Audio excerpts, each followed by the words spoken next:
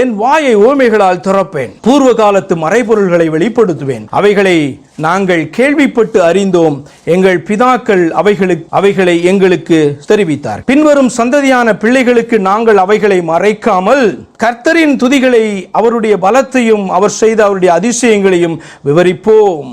நம்மளும் பிள்ளைகளுக்கு சொல்லிக் கொடுக்கணும். இந்த கர்த்தர் தான் அன்னைக்கு அந்த ஜனங்களை மீட்டார். அது மாத்திரமல்ல, இந்த கர்த்தர் தான் ஏதேன் தோட்டத்தில் உலாவினார்.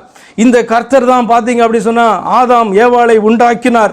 அவர் தான் நம்முடைய தெய்வம். அவர் தான் நமக்காக ஒரு நாள் மனுஷனாய் வெளிப்பட்டார். சொல்லிக் கொடுக்கணும். அப்ப அந்த பிள்ளைங்க மறக்காது. அவர் எப்படி இங்க வெளிப்பட்டு அவர் ஜெபித்தாரு, சின்னவர்னு சொன்னாரு அப்படிலாம் கேட்டாங்க அப்படின்னு சொன்னா, குமாரன் என்று சொன்னால் தேவன் மனிதனாக நிற்கிறதை குறிக்கிறது. குமாரன் சொன்னால் தேவனுடைய சரீரத்தை குறிக்கிறது. அப்ப சரீரமாய் வெளிப்பட்ட போது அவர் யாரிடத்துல ஜெபித்தார் சொன்னால் தேவனிடத்துல ஜெபித்தார். தேவன் எங்க இருக்கிறாரு?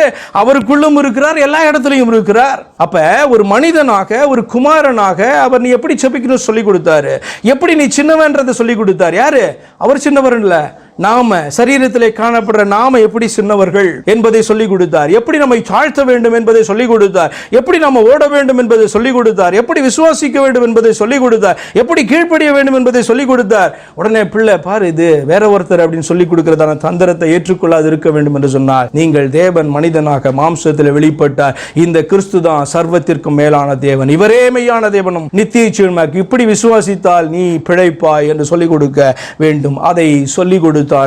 ஆனால் அநேகர் ஏற்றுக்கொள்ளவில்லை என்பதாக இந்த வார்த்தை சொல்லுகிறது. அப்ப பாருங்க, தொடர்ந்து விவரிப்போம். 5வது வசனத்துல அவர் யாக்கோபிலே சாட்சியை ஏற்படுத்தி இஸ்ரவேலிலே வேதத்தை ஸ்தாபித்து, அந்த வேதம் தான் இன்றைக்கு வரைக்கும் நம்ம வரைக்கும் கடந்து வந்து இருக்கிறது என்பதை நீங்கள் புரிந்து கொள்ள வேண்டும். ஸ்தாபித்து அவைகளை தங்கள் பிள்ளைகளுக்கு அறிவிக்கும்படி நம்முடைய பிதாக்களுக்கு கட்டளையிட்டார். இந்த வேதத்தை ஸ்தாபித்தது மாத்திரமல்ல, பிள்ளைகளுக்கு நீ இந்த வேதத்தை கொண்டு போக வேண்டும், இதில் இருக்கிற தெய்வத்தை அறிவிக்க வேண்டும் என்று சொல்லி பார்த்தீங்கன்னா கட்டளையிட்டார். இனி பிறக்கும் பிள்ளைகளாக பின் சந்ததியார் அதை அறிந்து கொண்டு அவர்கள் எழும்பி தங்கள் பிள்ளைகளுக்கு அவைகளை சொல்லும்படிக்கும் சந்ததி சந்ததியா போணுமா, உன்னை உண்டாக்கின கர்த்தர் இவர்தான், ஆதியிலிருந்து காணப்படுகிற தேவன் இவர்தான் என்று சொல்லி இந்த சத்தியம் சந்ததி சந்ததியாய் கடந்து செல்ல வேண்டும் என்று விரும்புகிறதான தேவன் அவர்.